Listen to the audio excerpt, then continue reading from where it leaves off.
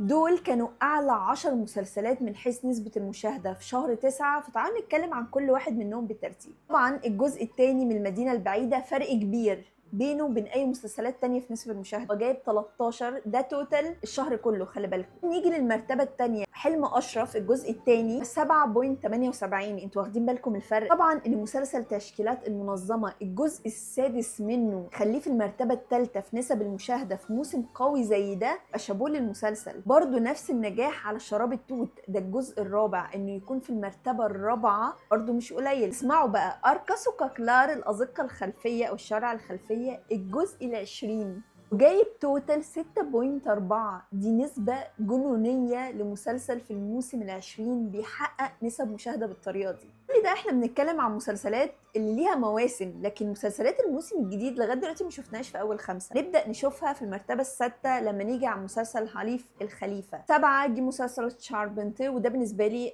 استغربت جدا، افتكرت ان هو نسب مشاهدته التوتال مش هتبقى عاليه. رقم 8 صاحب سيزلار، استغربت جدا، صاحب سيزلار تشاربنتي عداه. دي كانت مفاجاه. برضو المفاجاه الاكبر فالي عهد، يعني ولي العهد، عدى جنول داي. جبل القلب ده مسلسل الاتراك بيحبوه جدا، الموسم السادس منه. انتوا بقى لو في ايديكم تحطوا نسب المشاهده الصح، ايه اول 3 مسلسلات يستحقوا نسبه مشاهده عاليه؟